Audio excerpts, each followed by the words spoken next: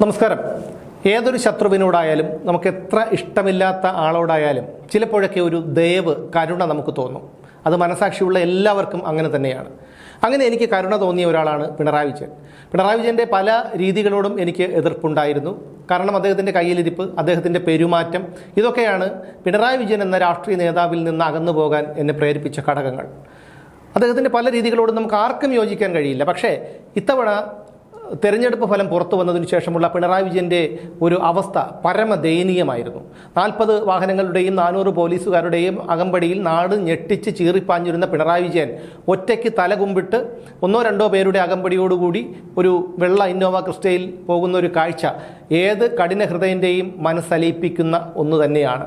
കഴിഞ്ഞ കുറച്ച് ദിവസങ്ങളായി അതുതന്നെയാണ് കാഴ്ച. അതോടൊപ്പം തന്നെയാണ് പാർട്ടി അണികൾ പോലും അദ്ദേഹത്തെ തള്ളിപ്പറയുന്ന ഒരു നിലപാടിലേക്ക് എത്തിയത്. ഒരു മനുഷ്യൻ്റെ വീഴ്ച എത്ര പെട്ടെന്നാണ് എന്ന് നമുക്ക് കാണിച്ചു തരുന്നതാണ് പിണറായി വിജയൻ്റെ ജീവിതം.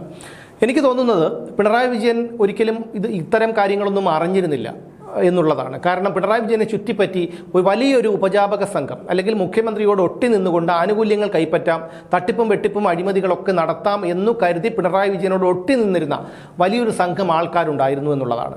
അവരാണ് ഇത്തരത്തിൽ പലരെയും കള്ളക്കേസിൽ കൊടുക്കുകയും സർക്കാരിനെയും പിണറായി വിജയനെയും നേതാക്കളെയും ഒക്കെ വിമർശിക്കുന്നവരെ അറസ്റ്റ് ചെയ്യുകയും ഒക്കെ ചെയ്തിട്ടുള്ളത് എന്നാണ് എനിക്ക് തോന്നുന്നത്.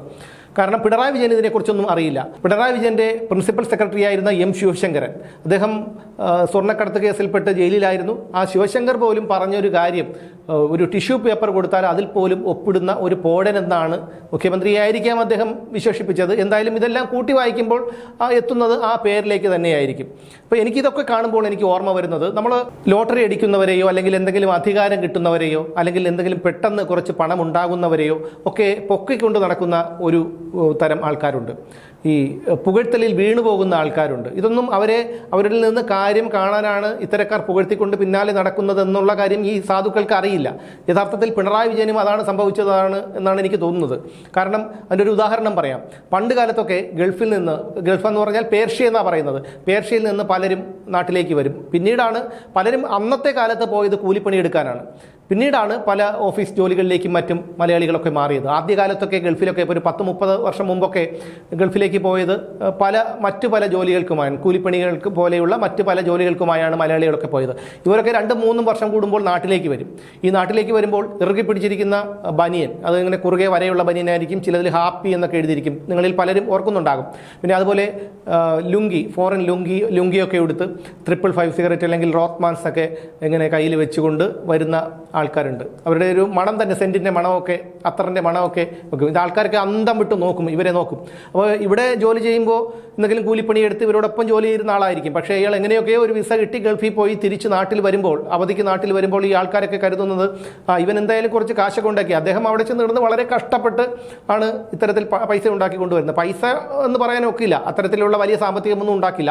എങ്കിൽ പോലും 2-3 വർഷം അവിടെ ജോലി ചെയ്യുമ്പോൾ കിട്ടുന്ന തുച്ഛമായിട്ടുള്ള, അന്ന് ഇതുപോലെ പെട്ടെന്നൊന്നും ബാങ്കുകളിലൂടെ പണം അയക്കാൻ കഴിയില്ലല്ലോ, അതുകൊണ്ട് അവർ കുറച്ചൊക്കെ അയച്ചു കൊടുക്കും, ബാക്കിയൊക്കെ കൊണ്ടുവരും. പിന്നെ ടോർച്ച്, ഇത്തരത്തിലുള്ള പല കാര്യങ്ങളുമാണ് അന്നത്തെ പേർഷ്യക്കാരുടെ അടയാളങ്ങൾ. അങ്ങനെ ഈ പേർഷ്യക്കാർ വരുന്ന സമയത്ത് ഈ ജംഗ്ഷനിലൊക്കെ കൂടിയിരിക്കുന്നവർ ഇവരോട് അടുത്തുകൂടും, പഴയ സുഹൃത്തുക്കളൊക്കെ അടുത്തുകൂടും, അവരെ വാനോളം പുകഴ്ത്തും. പിന്നെ അവർക്ക് സിഗരറ്റൊക്കെ ചുണ്ടിൽ വെച്ചു മതി, ബാക്കിയൊക്കെ അവരൊക്കെ തീപ്പെട്ടി ഉരച്ച് വെച്ച് കൊടുക്കാൻ തന്നെ, ഇത് കത്തിച്ചു കൊടുക്കാൻ തന്നെ ആൾക്കാരുണ്ടാകും. പകരമായിട്ടൊരു റോത്ത്മാൻ സിഗരറ്റോ അല്ലെങ്കിൽ എന്തെങ്കിലും ഒക്കെ സാധനം കൊടുക്കും, ഇവർക്ക് കൊടുക്കും. അത് തന്നെ അവരെ സംബന്ധിച്ചിടത്തോളം ഒരു വലിയൊരു കാര്യമാണ്. എന്ന് മാത്രമല്ല, ഈ അരസൻ ബീഡിയുടെയും കിങ് ബീഡിയുടെയൊക്കെ മുറി ബീഡി വലിച്ചുകൊണ്ടിരിക്കുന്നവർക്ക് ഇത്തരത്തിലൊരു 555 റോത്ത്മാൻസോ ഒക്കെ കിട്ടുമ്പോൾ അവരെ സംബന്ധിച്ചിടത്തോളം അത് സ്വർഗ്ഗമാണ്. പിന്നെ വല്ലൊരു ഹാപ്പിയർ ബനിയനോ അല്ലെങ്കിൽ ഇത്തരത്തിലൊരു ലുങ്കിയോ ഒക്കെ കൊടുത്തു കഴിഞ്ഞാൽ പിന്നെ എന്തും ചെയ്യും. ഈ പറയുന്നവൻ, ഈ ഗൾഫുകാരൻ പറയുന്നു പോയി ഒരാളെ കുത്തി കൊന്നിട്ട് വരാൻ പറഞ്ഞാൽ അതിന് പോലും തയ്യാറാകുന്ന ഒരു ആൾക്കാർ. പക്ഷേ ഇവർക്കറിയാം ഇവനൊരു മണ്ടനാണ്, പോഴനാണ്, ഇത്തരത്തിലൊന്ന് പൊക്കിക്കൊടുത്തു കഴിഞ്ഞാൽ ഇവൻ എന്തും തരും, എന്തും ചെയ്യും എന്നുള്ളതാണ്. ഒരു 1-2 ആഴ്ച അങ്ങനെ കഴിഞ്ഞു പോകും നാട്ടിൽ നിന്ന്, ഗൾഫിൽ നിന്ന് കൊണ്ടുവരുന്ന. ഇതിനിടയിൽ ഞാനൊരു കാര്യം വിട്ടുപോയി. പേർഷ്യക്കാരൻ്റെ പ്രത്യേകിച്ചുള്ള അടയാളം ഒരു ഗോൾഡ് വാച്ചൊക്കെ കിട്ടിയായിരിക്കും അദ്ദേഹം വരുന്നത്. എന്തായാലും ഈ 1-2 ആഴ്ച ഇങ്ങനെ കടന്നു പോകും. ഈ 1-2 ആഴ്ച കഴിയുമ്പോൾ അദ്ദേഹം കൊണ്ടുവന്ന പണമൊക്കെ തീരും. അപ്പോൾ ജംഗ്ഷനിലേക്ക് ഇറങ്ങുമ്പോൾ റോത്ത്മാൻസും 555 എല്ലാം തീരും. പിന്നെ ഒരു ബീഡി വാങ്ങാനുള്ള പണം പോലും ഉണ്ടാകില്ല. അപ്പോൾ ഈ ഇവരോട് അടുത്ത് കൂടിയ ആൾക്കാരൊക്കെ ഇത്തരത്തിൽ കുറ്റപ്പെടുത്തും. കണ്ടില്ലേ, അവൻ ഗൾഫിൽ നിന്ന് വന്നിട്ട് ഇവിടെ എന്തോ ഒരു അർമാദിപ്പായിരുന്നു, ഇവനെ ഇത് തന്നെ വരണം എന്നുള്ള തരത്തിലൊക്കെ ഇത്തരത്തിൽ ഇയാളുടെ ഈ റോത്ത്മാൻസൊക്കെ വാങ്ങി വലിച്ച് ഹാപ്പി ബനിയനൊക്കെ വാങ്ങിച്ചിട്ടുണ്ട് പോയ ആൾക്കാർ പറയും. അതേ അവസ്ഥയാണ്. പിന്നെ ഈ പാവം എങ്ങനെയെങ്കിലും തപ്പിപ്പിടിച്ച് ഇവിടെ നിന്നെങ്കിലുമൊക്കെ കടം വാങ്ങിയിട്ട് വിമാന ടിക്കറ്റ് എടുത്ത് തിരിച്ചു പോകുന്ന ഒരു കാഴ്ചയായിരിക്കും നമ്മൾ കാണുന്നത്. അതുതന്നെയാണ് പിണറായി വിജയൻ്റെ കാര്യത്തിലും സംഭവിച്ചിരിക്കുന്നത്. അദ്ദേഹത്തിന് അർഹതപ്പെടാത്ത കാര്യം അദ്ദേഹത്തിന് കിട്ടി എന്നുള്ളതാണ്. ഒരു വാർഡ് മെമ്പർ പോലും ആകാനുള്ളൊരു യോഗ്യതയും ഭരണ നൈപുണ്യതയും ഒന്നും പിണറായി വിജയൻ ഇല്ല എന്നുള്ള കാര്യം അദ്ദേഹം കഴിഞ്ഞ 10 കൊല്ലം കൊണ്ട് തെളിയിച്ചതാണ്. പക്ഷേ അദ്ദേഹം മുഖ്യമന്ത്രി എങ്ങനെയോ പൊട്ടക്കണ്ണൻ മാവിലെറിഞ്ഞ കണക്ക് മുഖ്യമന്ത്രിയായപ്പോൾ ഇദ്ദേഹത്തെ പൊക്കിക്കൊണ്ട് നടക്കാൻ ആളുകളുണ്ടായി. അവരൊക്കെ ഇദ്ദേഹത്തിനോട് ഒട്ടി നിന്നു. മുഖ്യമന്ത്രിയെ പറയുന്നവരെ അല്ലെങ്കിൽ അവർക്ക് വേണ്ടപ്പെട്ടവരെ വിമർശിക്കുന്നവരെയൊക്കെ കള്ളക്കേസിൽ കുടുക്കി അവരൊക്കെ ഇത്തരത്തിൽ അർമാദിച്ച് നടന്നു. പക്ഷേ ഇതിൻ്റെ എല്ലാം പഴി കേട്ടത് ഈ പറയുന്നത് പോലെ പിണറായി വിജയനായിരുന്നു എന്നുള്ളതാണ്. ഇന്ന് അദ്ദേഹം ഒരുപക്ഷെ ചിന്തിക്കുന്നുണ്ടാവും, ഈ വേട്ടവിളിയന്മാരെല്ലാം കൂടി എൻ്റെ കൂടെ കൂടിയിട്ടാണല്ലോ ദൈവമേ എന്നെ ഇത്തരത്തിൽ ആളുകളൊക്കെ അവഹേളിക്കുന്നത്, പാർട്ടിയിലെ താഴേക്കിടയിലുള്ളവർ പോലും എന്നെ തള്ളിപ്പറയുന്നത് എന്ന് പിണറായി വിജയൻ ഇപ്പോഴെങ്കിലും ചിന്തിക്കുന്നുണ്ടാവും. എന്തായാലും ഉണ്ടായിരുന്ന സുഖ സൗകര്യങ്ങളൊക്കെ പോയതോടുകൂടി അദ്ദേഹത്തിൻ്റെ മാനസിക നില പോലും അവതാളത്തിലാകുമെന്നാണ് പലരും കരുതിയിരുന്നത്. എന്തായാലും അതുണ്ടായില്ല. ഭാഗ്യം. വീണ്ടും കാണാം.